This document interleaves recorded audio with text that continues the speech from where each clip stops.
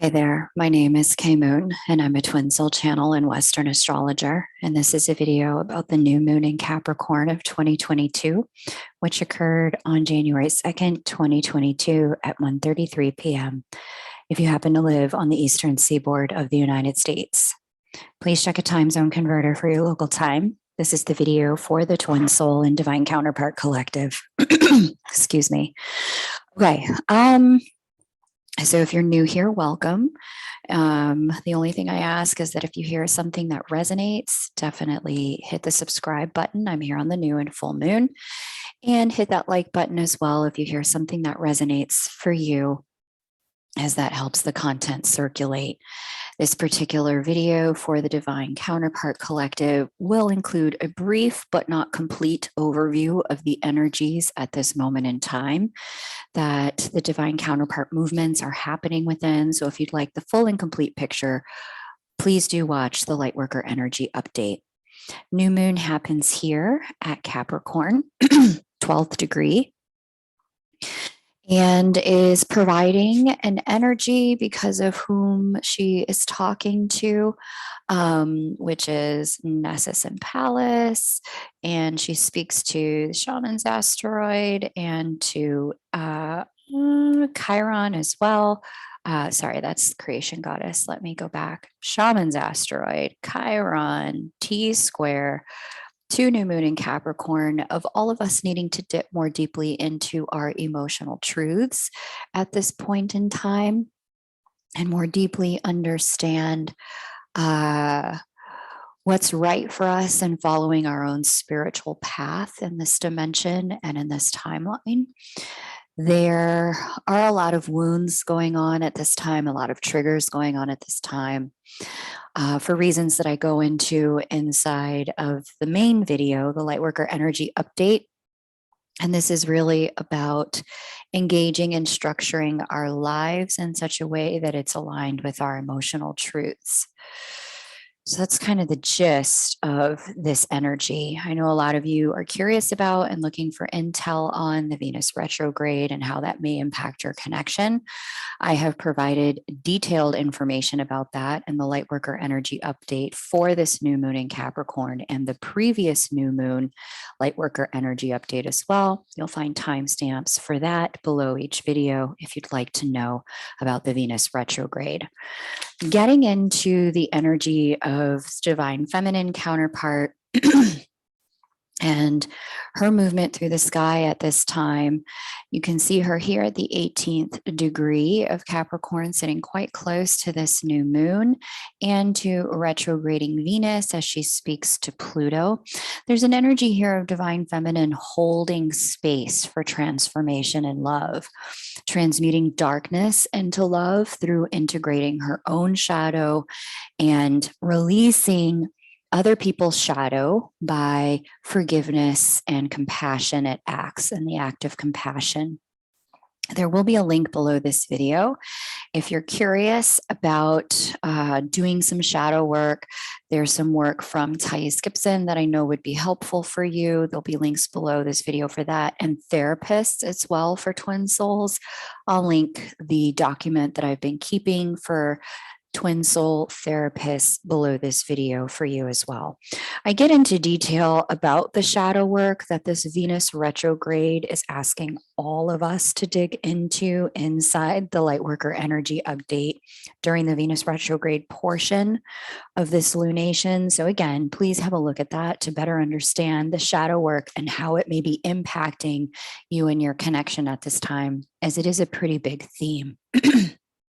There's a vibration here of holding space for necessary transformations in connection, not just with yourself and your counterpart, but also necessary transformation in your own relationship to the divine and necessary transformation in your own relationship to soulmates, whomever they may be in your connection, whether you're attached to a soulmate or your counterpart is attached to a soulmate.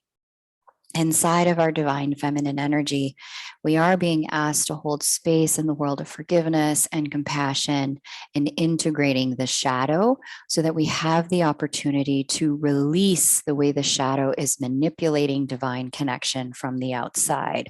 Again, this is work that's meant to be done and is held space for on the divine feminine side of the connection. That doesn't mean if you have a female body and female genitalia that you're the one that's supposed to do it. That means in the world of our feminine energy, regardless of what body you have, we all have feminine energy. That's the energy that's meant to be working with holding space and forgiveness and compassion. Juno is in conjunct the major themes of this full moon. So here's Juno, and we have in conjunct energy. One of the major themes is this Lilith opposite Mars, Mars also being the masculine soulmate. And this is an energy here of really feeling the need to talk about what we believe in before we even walk about it. And so it may be difficult at this point to take action, but action nonetheless is what is asked for of the divine feminine in the world of shadow work, forgiveness, and compassion, and letting go of this idea that somehow, some way, it's up to somebody else and not us to make things right. If we'd like forgiveness, we need to offer forgiveness. If we'd like compassion, we need to bring compassion into connection. Okay. She is conjunct all these other pieces here. So Mercury retrograde is going to touch her and bring illumination around her own shadow or the shadow that the soulmate may be bringing into divine connection at this time.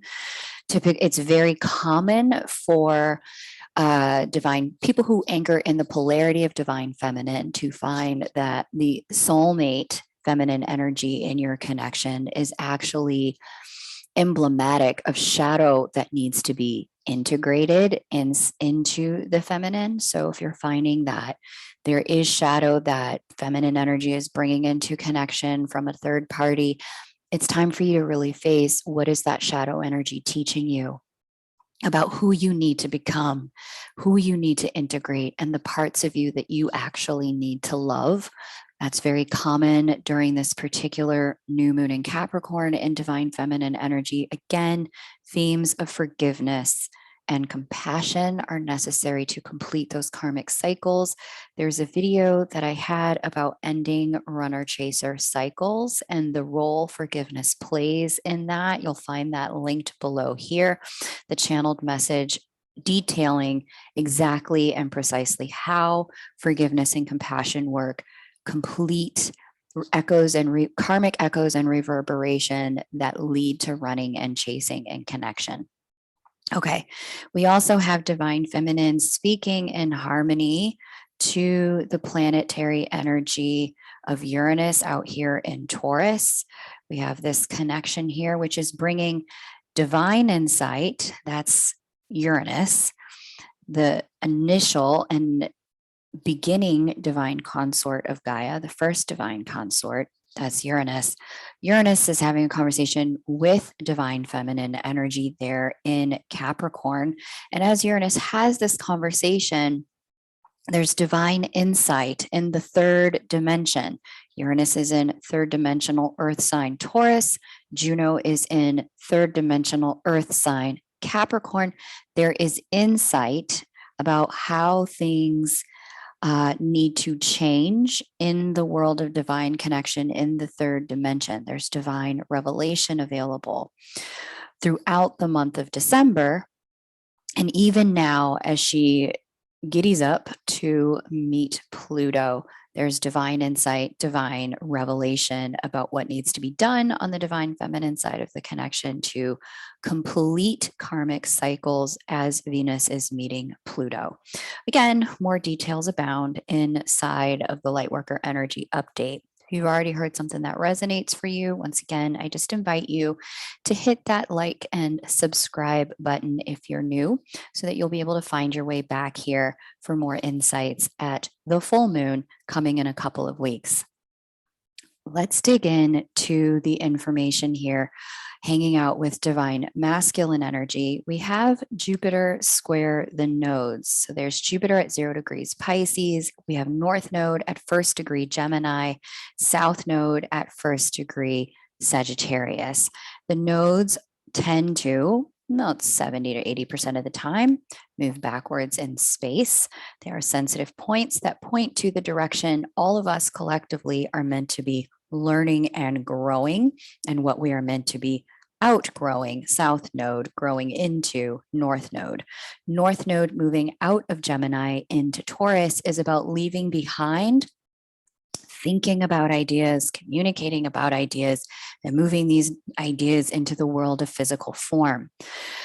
The interesting thing about this movement of the nodes and the eclipse cycle out of Gemini Sagittarius and into Taurus Scorpio is with North Node pulling us into Taurian energy and South Node asking us to leave behind Scorpionic energy. What we're being asked to do is to let go of the energy of perpetual shadow work and shadow energy and to embrace life force energy and embrace love. Jupiter squaring the nodes represents a choice. Who are we going to be? Are we going to need to repeat a cycle in the world of shadow, or are we going to step into the light by letting certain aspects of who we used to be in the shadow die through the process of integration? There's a need to surrender to spiritual energy and spiritual truth as Jupiter moves into Pisces, Pisces being of the 12 signs of the zodiac, the one that includes all the energies to such a degree that it is the most spiritual, the most etheric, because it includes everything so much that it is no one thing in particular. Surrendering to Piscean energy is what's allowing a lot of our spiritual gifts to come online at this point in time as our divine masculine energy moves into the sign of Pisces, completes a cycle around the zodiac wheel, 12th sign of the zodiac, before it moves into the first and reopens a cycle inside of June of 2022. This is going to bring forward a need to deal with something that perhaps has been on and off. The reason why is because just as the nodes are slipping into Taurus and Scorpio, and Jupiter is squaring the nodes, North Node is speaking in harmony via conjunction to Ceres. Asteroid Ceres is the heavenly body that deals with cyclical formats of incarnations on Earth, seasonal issues, seasonal energies, on and offness of life. So if there has been something in your world, and this is going to be specific with Taurian energy, this is about money. This is also about relationship. If there has been something on and off, especially this is also going to deal with shadow. Whether your shadow rears its ugly head and derails things in your life, that's Pluto, in the world of love and or money, and or whether or not sometimes it doesn't because you've got it in check. This particular new moon in Capricorn is asking all of our internal divine masculine energies to begin the process of laying the shadow to rest, identifying its intended positive outcome and integrating what the shadow is trying to teach us fully into the world of our whole self so that we can be congruent. You'll find more details about what this means and how it all works in the Lightworker Energy Update video. There's a lot of choice here. Again, Jupiter square the nodes. When it comes to walking in love, being vulnerable, and communicating, North Node, Gemini, North Node, Taurus, communicating and then walking in love, Gemini, then Taurus. And the opposite energy. Are we going to wallow in the truth of what has bound us before, thinking and believing that we are who our worst day has told us we could be? Or are we going to rise? We have an energy here of Jupiter also trine the creation goddess. So speaking in harmony to her, as she moves to that first degree of Scorpio, and he sits at the 0 degree mark, headed toward that first degree of Pisces, Scorpio to Pisces, water to water, harmony flowing. This energy is giving us the opportunity to create a new path forward here in our emotional space by really involving and bringing in exactly what we were talking about earlier, Cancerian energy, which is all about our emotional truth, our emotional integrity. Just as she's coming into Scorpio, this is also about learning to let go. Scorpionic energy is about the capacity to complete a cycle, complete or allow an ending to occur, allowing the caterpillar to move into the cocoon and actually move through the reincarnation cycle and come out the other side, a butterfly. As one chapter of our life closes, another one begins through the transmutational and alchemical scorpionic process of change. It's about learning to let go in our divine masculine space, let go of what we thought things would be, let go of what we think they should look like, let go of our attachment to the way they were. And as we let go in love and allow things to move forward and become what they are going to be, it gives us the opportunity to also part ways with the darkness that lives in attachment, gripping, holding on, dictating, coercing, cajoling, and manipulating. These are the shadow energies of Scorpio. So if you've heard something here that resonates for you, again, I invite you to hit that like and subscribe button if you're new. If you want to book a reading with me, you can definitely do that over at kmoonastro.com to get a handle on how all of this is going to play out in your charts. This particular new moon in Capricorn is super significant because this is a signatory energy for the entirety of the year. The signatory energy as the first new moon of this year is going to be an energy that the entire energy of the year is imbued with. So again, this is really about integrating shadow and transmuting shadow into light, transmuting darkness into love. Thank you so much for all of your likes, subscribes, and shares. Again, if you'd like me to look at this for you personally, please do book a reading over at kmoonastro.com and have a look at that Lightworker energy update. You'll find far more information to validate your journey there. Take great care and bye for now.